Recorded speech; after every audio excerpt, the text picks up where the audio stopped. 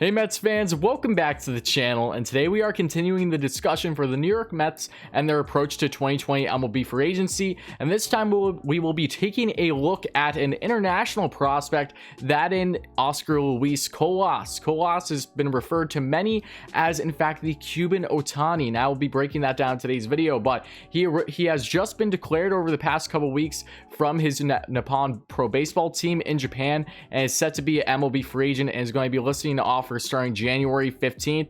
It was originally supposed to be right around January 2nd, I believe, but it got pushed back to the 15th. But no less, he's a highly coveted prospect, one of the better prospects out of the MLB by far. And you'd have to imagine that the New York Mets are definitely going to show some interest here, given all the versatility that this young man brings. So that in a nutshell is what we will be breaking down today's video. Who exactly Colas is, a summary on his game, the possible connection between him and the Mets, if any, what he would bring to the table for the Mets, and everything in between. And as always, guys, make sure you stay all the way until the end of the video to find all the deets and all my thoughts on Colas and the type of player that he is and what impacts he could possibly have with the New York Mets. And if you end up enjoying this kind of Mets content and want to see more great Mets content like this going forward, please make sure to hit that like, subscribe button, put on that notification bell, and share this video with your friends. It would really mean a lot. But without further ado, guys, let's get right into this video.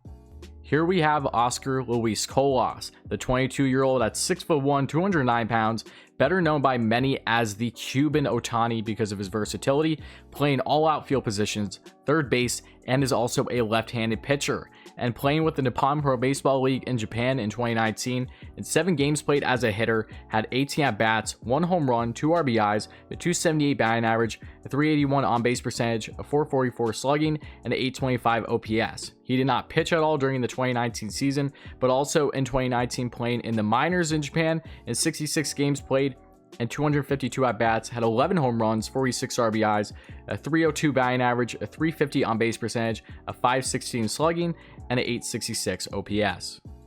Colas also spent 3 years in Cuba's Serie Nacional, racking up a 305 batting average, slugging of 487 with 9 homers, and he also pitched in the 2018-2019 season in Cuba, allowing 1 run in 3 1/3 innings pitched, all as a reliever.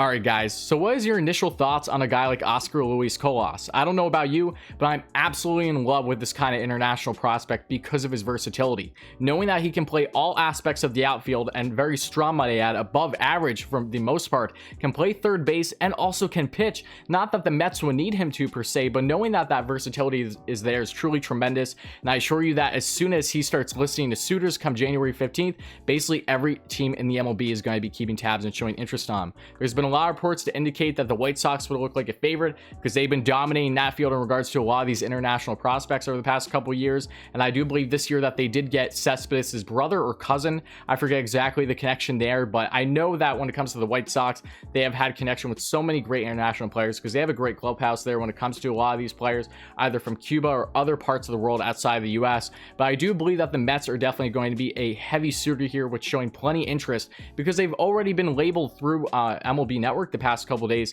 among other reports, saying that they have just as good of a shot as any team in the MLB in acquiring a player from Japan, as it is their most coveted pitcher that has been posted, and Tomoyuki Sugano. So the fact that the Mets have already shown that interest reportedly regarding players outside of the United States, internationally speaking, should give you a good idea that they very well could be going after a guy like Colas as well. And he would be an amazing get. You would not have to spend much money at all to acquire him, obviously, and is a guy that will probably be MLB ready sooner rather than later. At the age of 22 already, and already blossoming greatly in his short stint in Japan after playing in Cuba. So that was a big jump when it came to his competition.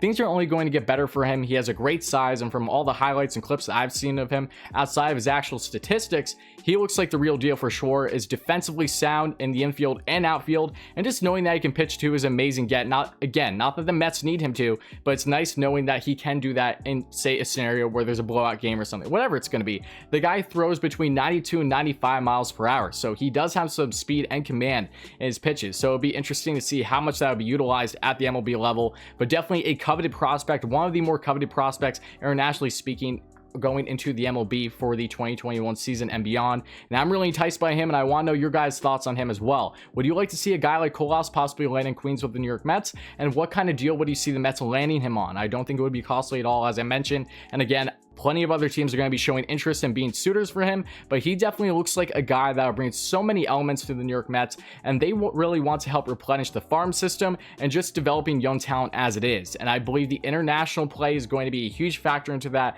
as well in the coming years, knowing that the Mets can in fact afford the more coveted prospects coming internationally, either through Cuba, Japan, or other aspects of the world. Wherever they may come from, the Mets are going to be top dogs in basically every category as long as they are showing some interest, and I fully expect them to be doing just that with a guy like Oscar Luis Colas. So as always, guys, make sure to let me know your thoughts in the comments below. How would you feel about him possibly landing in Queens? Do you think it would be a strong fit or not? And do you think he would be in the lineup sooner rather than later? Because also just take into account, the Mets are probably going to be making some trades this offseason. From everything we've touched on the channel, I'll be touching on more possibilities going forward. But because the Mets are basically in on so many names, not just in free agency, but the trade market, we could see some guys that we do love and covet currently in the lineup being traded. And when it comes to the outfield, Brandon Nimmo is a possibility, JD Davis, Dom Smith. Not that I necessarily want to see these guys go. I love them all, but the reality is that if a big trade, any significant trade happens with the Mets, those guys are going to be highly susceptible to being dealt because of their current role in the roster. And if that is the case, there will be some openings in the outfield outside of acquiring George Springer that hopefully